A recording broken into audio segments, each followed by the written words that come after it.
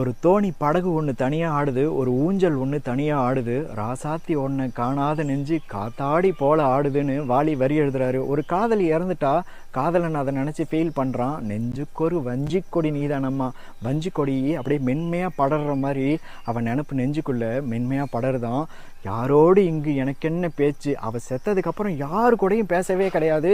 வைதேகி வைதேகின்னு செவரெல்லாம் அவள் பேரை எழுதி வைக்கிறான்.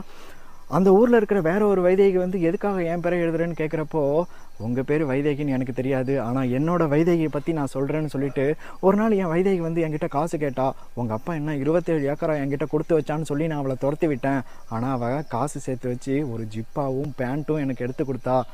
ஒரு சின்ன பையன் என்னை கருப்பாக இருக்கேன்னு சொன்னதுக்காக மலை உச்சியில் போய் 3 மணி நேரம் தினமும் நின்று என் அம்மா கிட்ட வந்து சொல்கிறான், நானும் மாமாவை மாதிரி கருப்பாக மாற போகிறேன்னு சொல்லிட்டு. எனக்கும் அவன் மேலே பிரியம்தான். ஒரு நாள் அவன் என் வீட்டுக்கு வராட்டியும் நான் துடிச்சு போயிடுவேன். ஒரு மாமா வந்து 10 லட்ச ரூபா தரேன் என் பொண்ணை கட்டிக்கன்னு சொன்னப்போ கூட நான் வைதேகியை தான் கட்டிப்பேன்னு சொல்லிட்டேன். எனக்கும் அவ்வளோ பிரியம்தான். ஆனால் நான் சரியாக காட்டாமல் விட்டுட்டேன் அந்த பிரியத்தை.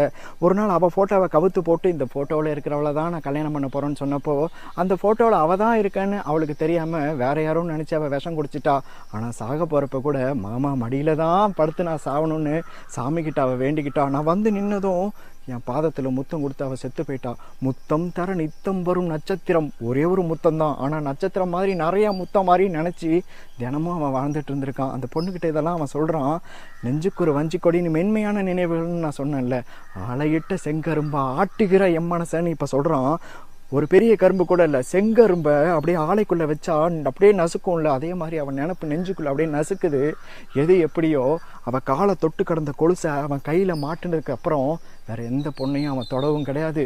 அவள் வாங்கி கொடுத்த சட்டையை அந்த உடம்புல மாட்டினதுக்கப்புறம் அந்த உடம்பு செத்து மண்ணில் விழுற வரைக்கும் அவன் வேற எந்த சட்டையும் போடவும் கிடையாது. நீ படுத்து தூங்கு மாமா, நான் வேணா காலை அமைக்க விடுறேன். வாழ்ந்தாக வேண்டும் வா வா கண்ணே, காசாத்தி ஒன்ன காணாத நெஞ்சு.